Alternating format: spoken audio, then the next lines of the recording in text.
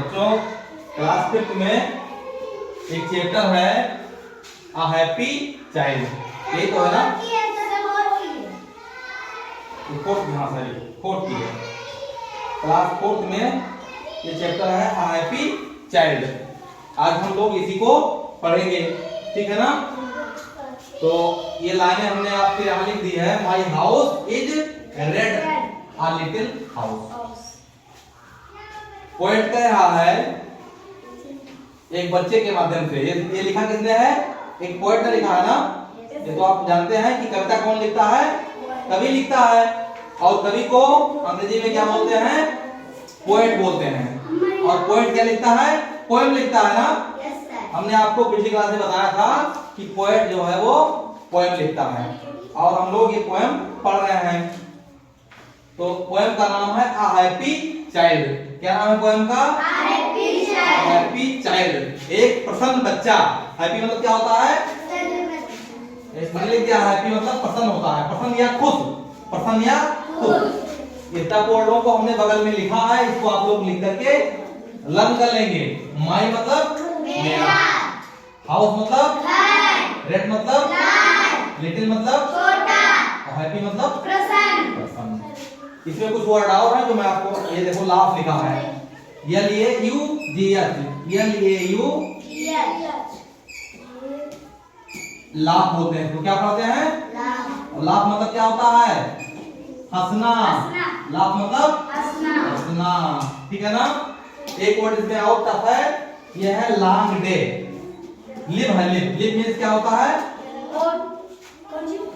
Live मतलब होता है जीवित रहना होता है। लिव मतलब होता है जीवित रहना।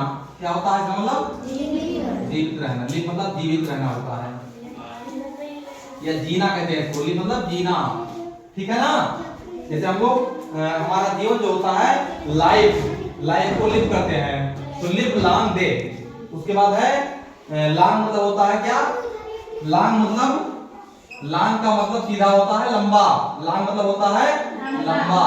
तो लंबा का मतलब है चाहे कोई सामान लंबा हो, बहुत लॉन्ग मतलब होता है लंबा। जैसे लॉन्ग, और या कोई समय लंबा हो। क्या हो? समय लंबा हो।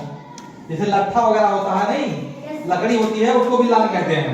लेकिन यहाँ लॉन्ग का मतलब लंबे समय से है। लॉन्ग मतलब लंबा, और डे मतलब दिन। लॉन्ग डे मतलब लंबा दिन, बड़ा दिन, ठीक है ना? लॉन्ग डे, डे मतलब क्या होता है? दिन। Very good. तो अब देखिए हम लोग पढ़ते हैं इसको। माई मतलब मेरा, हाउस मतलब घर, इज मतलब है, रेड मतलब लाल। तो माई हाउस इज रेड, मेरा घर लाल है, मेरा घर लाल है। आगे लिखा है आ लिटिल हाउस, और क्या है? मेरा घर छोटा है। लिटिल मतलब छोटा, हमने लिख दिया ना, लिटिल मतलब छोटा। तो my house is red uh little house, मेरा घर लाल है और यह छोटा है। एक छोटा घर है, मेरा घर लाल है और छोटा है। उसको लाल कलर से पेंट किया गया होगा, इसलिए मेरा घर क्या है? लाल है और यह घर छोटा है। फिर है अ हैप्पी चाइल्ड एम आई, बच्चा कह रहा है कि मैं कैसा हूँ? मैं एक प्रसन्न बच्चा हूँ। मैं कैसा बच्चा हूँ? मैं एक प्रसन्न बच्चा हूँ। मैं हमेशा खुश रहता हूँ, मैं हमेशा प्रसन्न रहता हूँ। हमको हमेशा खुश रहना चाहिए, खुश रह करके अपनी पढ़ाई का काम आगे बढ़ाना चाहिए। हमेशा प्रसन्न रहना चाहिए, चाहे जैसी परिस्थिति हो, हमको खुश रहना चाहिए। अगर हम खुश रहेंगे तो पढ़ाई में हमारा मन लगेगा, और जो हम पढ़ेंगे हमको लर्न हो जाएगा, याद हो जाएगा। इसलिए हमको हमेशा खुश रहना चाहिए, हमको कभी दुखी नहीं होना चाहिए। आगे है आई लाफ, मैं हंसता हूँ। आई लाफ मतलब होता है हंसना। तो आई लाफ, मैं हंसता हूँ।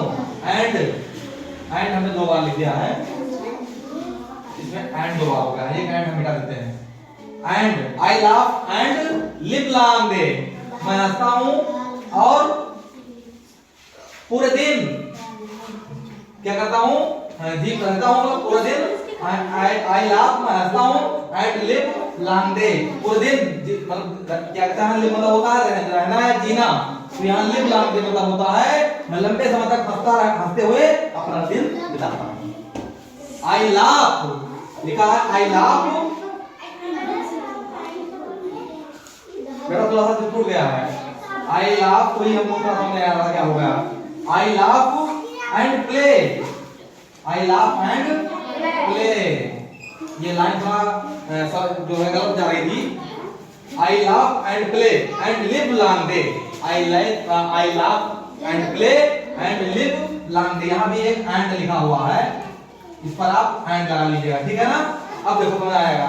I laugh मैं हंसता हूँ, and play और खेलता हूँ, and live long day और पूरे दिन खुश रहता हूँ। I laugh and play and live long day. I laugh and play and live long day. पूरे दिन क्या करता हूँ मैं?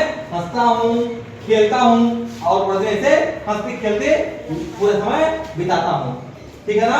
लिव लॉन्ग डे, पूरे दिन मैं हंसते खेलते अपना दिन बिता देता हूँ, ठीक है ना। I hardly even cry, I hardly देखो वर्ड हार्डली आ गया है सर मुश्किल, हाँ हार्डली मतलब होता है मुश्किल या कठिन, हार्डली मतलब मुश्किल या कठिन।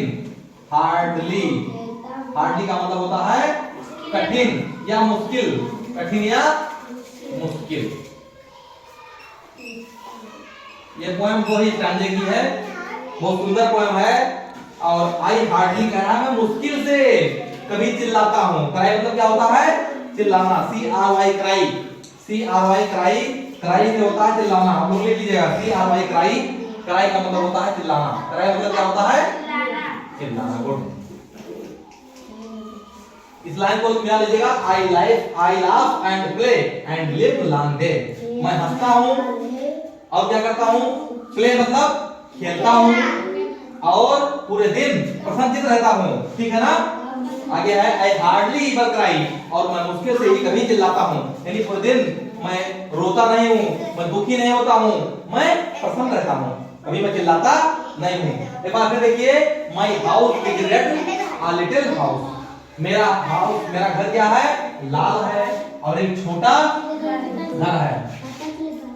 A happy child am I, मैं एक खुश रहने वाला बच्चा हूँ, मैं हमेशा प्रसन्न रहने वाला बच्चा हूँ।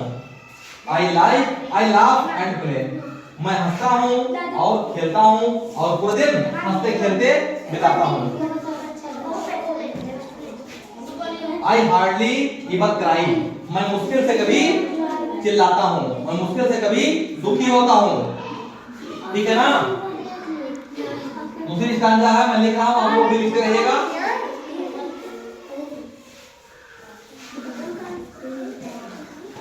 बच्चों बात नहीं, तुम लोग बात क्यों करते हो भाई?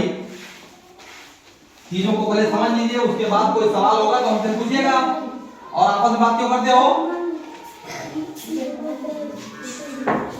दूसरा स्टैंजा देखिए, ध्यान से सुनिए। आई हैव अ ट्री, फिर वो बच्चा कह रहा है कि I have a tree, I have a tree, a green tree, a green tree, a green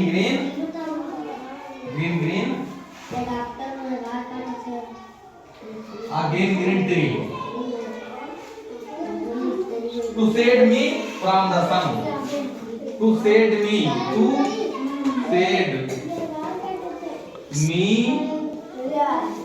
from the sun।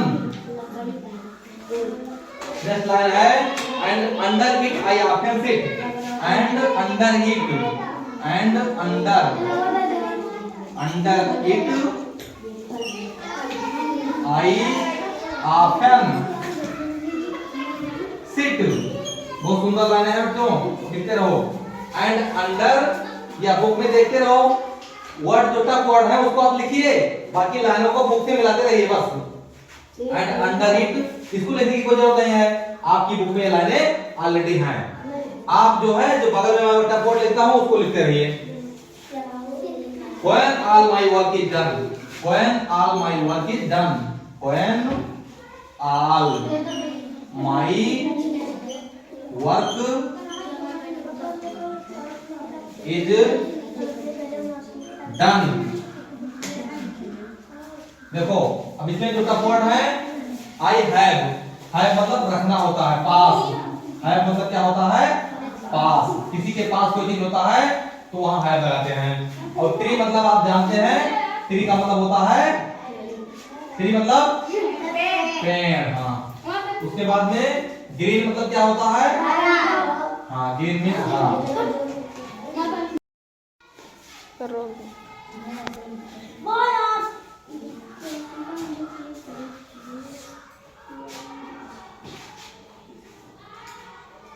Shade मतलब क्या होता है? पेड़ होता है। शेड मतलब ब्रिज को, सॉरी छाया। शेड मतलब छाया। फिर क्या बचा है? फ्राम। फ्राम मतलब होता है से, FROM। फ्राम मतलब क्या होता है? से होता है। फ्राम मतलब से। उसके बाद है सन मतलब सूरज, जानते ही हैं आप लोग। अंडर एंड मींस और होता है, और अंडर मींस क्या होता है? AUNDER under. अंडर मतलब क्या होता है? कोई बताएगा? अंडर मतलब नीचे होता है। अंडर मतलब होता है नीचे, जैसे पेड़ के नीचे। आफेन मतलब क्या होता है? आफेन। आफेन को अक्सर बोलते हैं। जैसे अक्सर मैं स्कूल समय से आता हूँ, ठीक है, तो इसको बोलते हैं आफेन। आफेन मतलब प्रायः। अक्सर मैं खेलने जाता हूँ। आफेन मतलब प्रायः अक्सर, ठीक है, इसको प्रायः बोलते हैं या अक्सर बोलते हैं। उसके बाद में सिट मतलब क्या होता है? SIT seat. सिट मतलब बैठना। Very good. सिट मतलब बैठना होता है। उसके बाद में है व्हेन मींस जब। व्हेन मींस जब। व्हेन मींस होता है जब। इसको आप लोग लिखिए जरूर। ये वर्ड मीनिंग आप लिखते रहेंगे तो आपकी इंग्लिश बढ़िया हो जाएगी। All, ALL all. All means क्या होता है? सब। ऑल मींस सब। और फिर वर्क। वर्क मतलब क्या होता है? माई मतलब क्या होता है? माई। माई मींस मेरा। उसके बाद में है वर्क। वर्क मतलब क्या होता है? WORK। वर्क मतलब क्या होता है? काम। वर्क मींस काम। फिर है डन। डन से क्या होता है? हो जाता, हो गया। डन मींस हो गया। जैसे कोई काम हो गया तो कहते हैं कि done. I done my work. मैंने अपना काम पूरा कर लिया। I have done my work का मतलब क्या हुआ? मैंने अपना काम पूरा कर लिया। अब देखिए ये वर्ड मीनिंग आप लिख लीजिएगा, मैं आपको समझा रहा हूँ। ये सेकंड स्टैंजा है पोएम की। ये पोएम 2 ही स्टैंजा में है। पोएम का नाम है अ हैप्पी चाइल्ड। प्रसन्न बच्चा। ये प्रसन्न बच्चा, वो बच्चा जो है अपनी बात को पोएम के माध्यम से कह रहा है, ठीक है ना। तो आई हैव अ ट्री।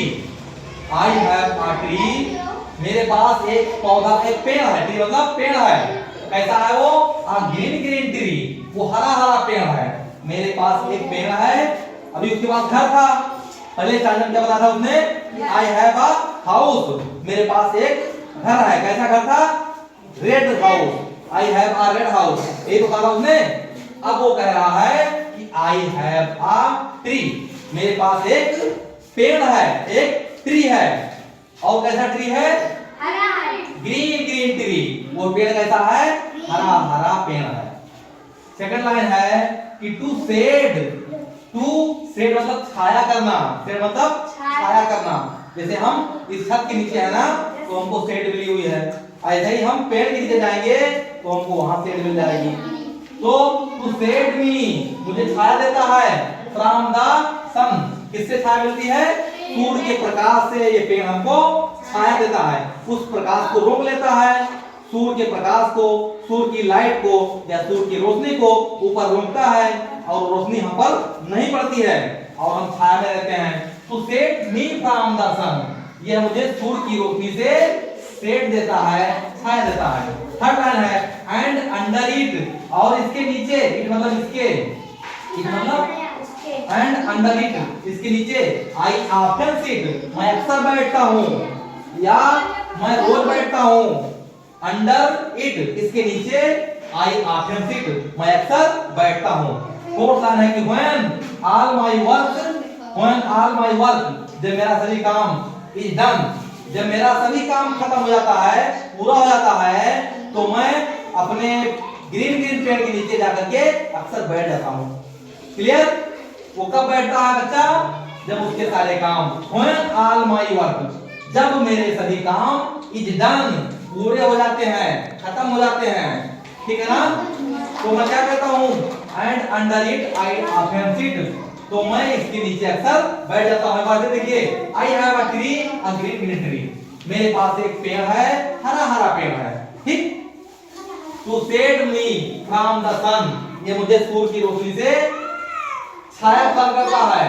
ये जो पेड़ मेरा हरा हरा है, ये मुझे सूर्य की रोशनी से छाया देता है।